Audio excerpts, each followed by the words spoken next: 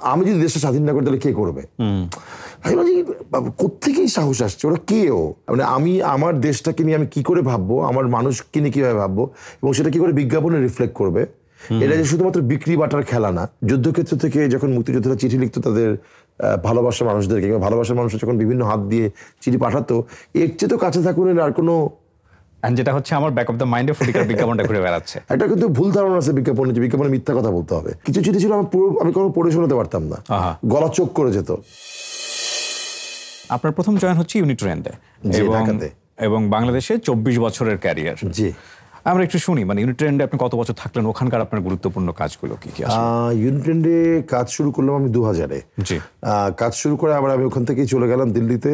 মানে ইউনিট্রেন্ড যে অ্যাফিলিয়েশন ছিল যে এজেন্সি ম্যাকান এরিকসন, ওই ম্যাকান এরিকসনের দিল্লি অফিসে চলে যাই আমি, এবং ওখানে I met a guy call সন্তোষ দেসাই। সন্তোষ দেসাই আসলে এখন পর্যন্ত বলা হয় ইন্ডিয়ান অ্যাডভার্টাইজিং হিস্ট্রিতে বেস্ট স্ট্র্যাটেজিক থিঙ্কার। তো ওনার আন্ডারে I got trained, I was lucky again, because ওনার সাথে পরিচয় আমি জানতামই না, but I know him from আমার আইএমসি জেএনইউর সময় থেকে ওনার নাম আমরা অনেক শুনছি। সাডেনলি আই গট অপরচুনিটি, কাজ করলাম ওনার কাছ থেকে। প্রথম আমি থিঙ্কিং কিভাবে করতে হয়, কিভাবে ভাবতে হয়, আসলে ভাবনার প্রসেস কি, ওটার আমার একটা অদ্ভুত একটা ওরিয়েন্টেশন হলো, যেটা আমার কখনো ছিল না। এবং কালচারাল থিঙ্কিং, যেটা অ্যানথ্রোপোলজিক্যাল থিঙ্কিং, যে মানে আমি আমার দেশটাকে নিয়ে আমি কি করে ভাববো, আমার মানুষকে নিয়ে কিভাবে ভাববো এবং সেটা কি করে বিজ্ঞাপনে রিফ্লেক্ট করবে। এটা যে শুধুমাত্র বিক্রি বাটার খেলা না, এটার যে আরো বড় পরিসর আছে, ওটা বুঝতে শুরু করলাম। বিকজ তখন বাংলাদেশে শুধুমাত্র বিজ্ঞাপন মানে হচ্ছে গিয়ে জিঙ্গেল, এই একটা ছিল আর কি। কিন্তু আসলে তো বিজ্ঞাপন এটুকু না, আমি বুঝে ফেলেছিলাম ততদিনে আর কি। So I started thinking. তো আমি যখন ফেরত আসলাম ওখান থেকে প্রায় 8-9 মাস পরে, আই স্টার্টেড প্র্যাকটিসিং দোজ, শুরু করলাম প্র্যাকটিস করা।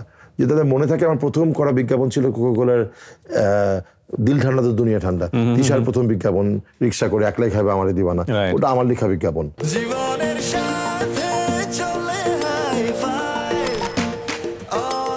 নিশ্চিন্তে খান স্বাস্থ্যকর অল টাইম পান, all time healthy life. Culture পিসটাকে হাজির করা, দেশটাকে হাজির করা বিজ্ঞাপনের পাশাপাশি, সো আপনার যেন খুব আপন মনে হয়, নিজের মনে হয় আর কি, ওই চর্চাটার একটা শুরু হলো।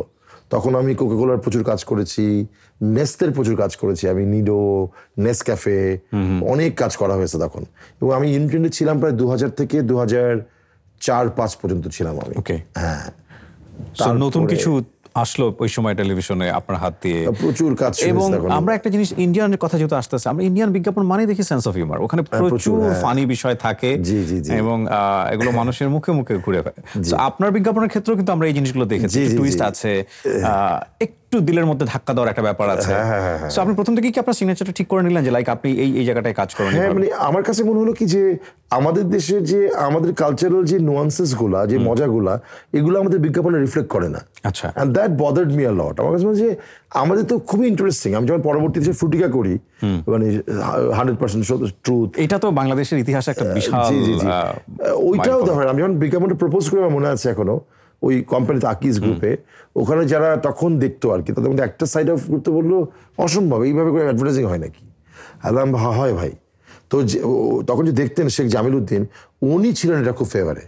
He loved it. He somehow loved the thought. ওর সামনে আপনি যদি মনে হয় এইটাই করবো, মানে প্রথমে কি রিজেক্ট করেছিল? হ্যাঁ, মানে অন্যান্য যারা টিম মেম্বার্স, অনেকে একটা একটু সিনিয়র সেকশন যারা স্পেশালি, যারা একটুখানি বিজ্ঞাপন মানে ভাবে জিঙ্গেল কিংবা একটু গম্ভীর হতে হবে, তাদের কাছে পছন্দ হয় নাই। সো আমি বলুন, দেখেন হোয়াট ওয়াজ দ্য আইডিয়া ছিল যে জুস যদি আপনার পিওর হয় তাহলে এটা পিওর জুস, আর পিওর কোনো কিছু শরীরে গেলে আপনি মিথ্যা বলতে পারবেন না। যেটা হচ্ছে আমার ব্যাক অফ দ্য মাইন্ডে ফটিকার বিজ্ঞাপনটা ঘুরে বেড়াচ্ছে, এবং ইট ওয়াজ সো ফানি। এখন মানুষজনের মুখে ঘুরে বেড়ায় যে সত্য বানানোর জন্য ওটা খাওয়াই দাও, রাইট? তখন আপনি সাকসেস ডেফিনেটলি। এবং তখন সংসদে এটা নিয়ে কথা হচ্ছে, ফুটিকা খাইছে নাকি, ওটা ফুটিকা খাওয়াই দেন। I remember those days.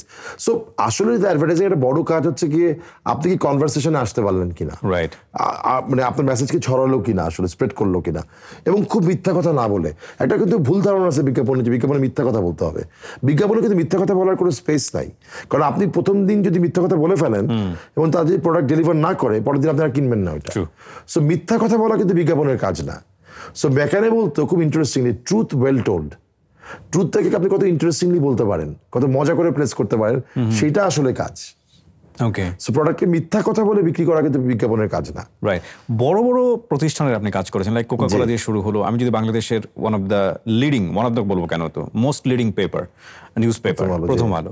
প্রথম আলোর ম্যাক্সিমাম কাজ, আমি জানি না ম্যাক্সিমাম বলা ঠিক মানে প্রায় সব কাজই আপনার বলা যায় থাকা অবস্থায়। একটা সময় অনেক কাজ করেছি, বদলে যাও বদলে দাও, রাইট, পুরো ক্যাম্পেইনটাই আমার করা।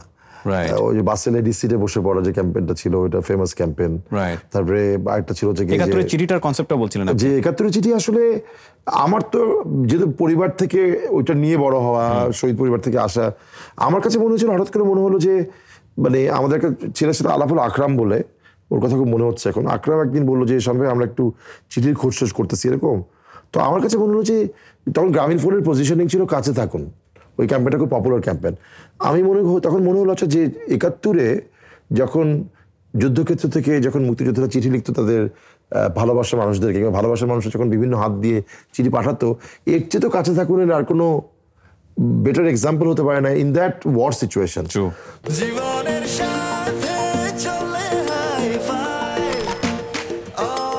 নিশ্চিন্তে খান স্বাস্থ্যকর অল টাইম পান, অল টাইম হেলদি লাইফ। এবং তখন দেখলাম যে এই চিঠিগুলো প্রচুর চিঠি অরিজিনাল এবং প্রচুর চিঠি হারিয়ে যাচ্ছে, প্রচুর ফলস চিঠি আছে। আমাদের কাছে তখন মনে হলো যে যুদ্ধের তো অলরেডি 40 বছর 35 বছর পেরিয়ে গেছে, সামনে আরও সময় পেরিয়ে যাবে, এই চিঠিগুলো হারিয়ে যাবে। এই চিঠিগুলো কালেক্ট করা যায় কিনা দেশব্যাপী, এবং কালেক্ট করে একটা একটা পাবলিকেশন করতে পারি কিনা, যেন রয়ে যায়। বিকজ চিঠিগুলো পড়তে গিয়ে কিছু চিঠি ছিল আমি কখনো পড়ে শোনাতে পারতাম না, গলা চোখ করে যেত।